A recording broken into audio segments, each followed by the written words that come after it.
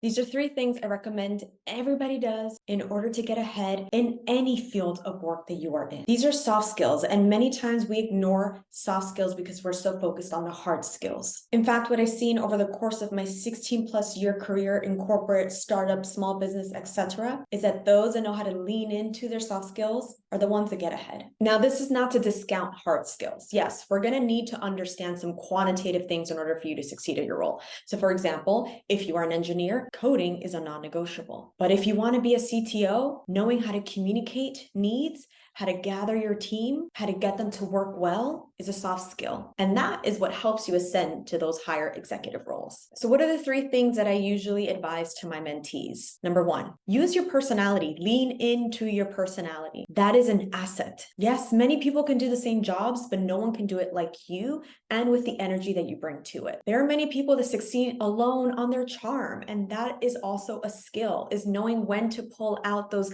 beautiful parts of you that you think you need to hide or restrict or shrink yourself because you're in a business or corporate environment. The one thing that I have learned that has helped me feel comfortable in a lot of spaces, especially when I was always the only person of color, the only Latina, was being myself, was not being afraid to throw an occasional F-bomb in a meeting because that is how I speak, and I'm not going to change or code switch in order to get ahead. Now, I'm not saying to go curse out your boss either. There has to be lines of respect. What I'm saying is it's okay for you to bring your personality to the workplace. The second thing is not waiting until end of year review to see how you are doing, to understand your performance, to understand how what you're contributing is affecting the bottom line and the overall goals of the organization. It is so important that you try to spend time with your management team, your executive team, and get a sense for what they're planning for, to get a sense of how they measure success. Because if you can attribute what you're doing to their end goal, it helps you get promoted, get ahead, and all of those beautiful things that you aspire to in your career. And the third thing is getting a sponsor. A sponsor is very different than a mentor. Mentors help guide you, give you advice. They give you the little nudges. They help you with complex problems. Your sponsors, however, are those that work